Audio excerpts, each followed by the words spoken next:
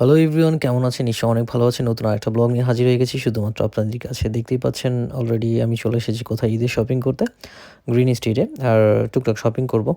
দেখি কি কেনা যায়। তো আসলে ওরকম ঘোরা হয়নি। ১ম এ হচ্ছে জুনায়েদ জামশেদেই চলে এসেছি। যারা লন্ডনে থাকেন তারা জানেন অনেক ফেমাস জুনায়েদ জামশেদ পাঞ্জাবির জন্য। তো আদারওয়াইজ আরও ২-৩ টা পাঞ্জাবির দোকানে ঘুরেছিলাম। বাট চিন্তা করলাম না জুনায়েদ জামশেদ থেকেই নিবো। আর আমি এবার ঈদে আসলে একটু সিম্পল পাঞ্জাবি খুঁজছিলাম আমার জন্য। বিকজ পাঞ্জাবি আসলে ওরকমভাবে পরা হয় না। আর এখানে তো পরাই হয় না ঈদ কিংবা নরমালি ঈদ ছাড়া।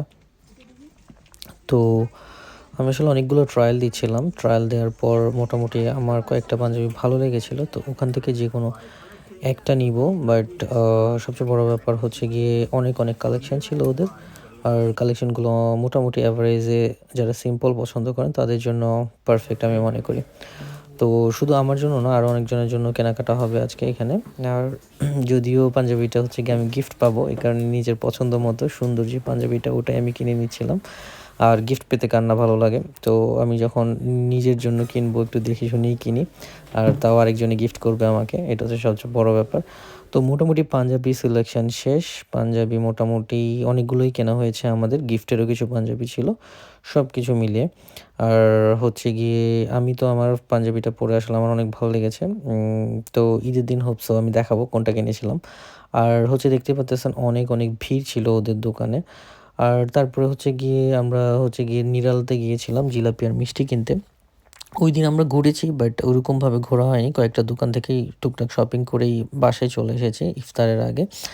আর নিরালা জিলাপিগুলা হচ্ছে গিয়ে দেখে তো অনেক সুন্দর লেগেছে। বাট খেতে ট্রাস্ট মি একদমই বাজে ছিল। মিষ্টিগুলো সেমই ছিল। যাই হোক এদিক দিয়ে মোটামুটি বাসায় বিরিয়ানি, হায়দ্রাবাদি বিরিয়ানি ছিল এটা। যদিও এটা আমি ফার্স্ট টাইম খাচ্ছিলাম এইখানে বাসায়। আ অনেক মানে সুন্দর এবং কি বলবো? দেখতে তো সুন্দরই লাগছে। আর হচ্ছে খেতে তো আরও বেশি মজা ছিল। দেখতেই পারতেছেন। যখন আপনি হচ্ছে গিয়ে হায়দ্রাবাদি বিরিয়ানির সাথে একটু কাবাব নিবেন, একটু চিকেন নিবেন, ট্রাস্ট মি মুখে দিবেন অমৃত মনে হবে। দেন হালিমও ছিল। তো হালিমটা হচ্ছে গিয়ে বিফের ছিল। আর হচ্ছে গিয়ে হালিমটা তো অ্যাজ ইউজুয়াল আমার অনেক বেশি পছন্দ।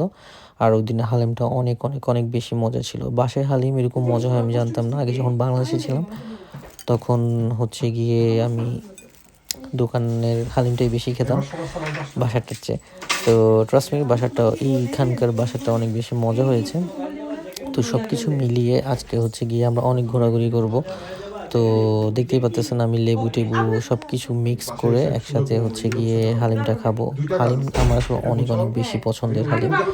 তো আমি যখনই যেখানেই যাই হালিম খাই, বাইরে হোক আর ঘরে হোক যেটাই হোক না কেন। তো আমরা বেসিক্যালি আজকে আবার যাবো হচ্ছে গিয়ে সেন্ট্রাল লন্ডনে রামাদান লাইটিং দেখতে। কারণ রোজা মোটামুটি শেষের দিকে চলে এসেছে আমাদের। তো চিন্তা করলাম একটু ঘুরে আসি, দেখে আসি। আর দেখতে পাচ্ছেন সবাই মিলেই যাচ্ছি আমরা রামাদান লাইট দেখতে।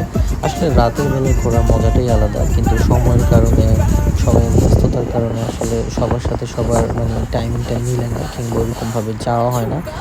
আর সেন্ট্রাল লন্ডনে রাতে না গেলে আসলে অতটা ভালো লাগবে না। বিকজ অফ ইয়ার সময় হচ্ছে গিয়ে কি বলে দুপুর কিংবা সকালে অনেক বেশি ট্রাফিক থাকে ওদের। তো অলরেডি আমরা রামাদান লাইটে চলে এসেছি অনেক সুন্দর করে।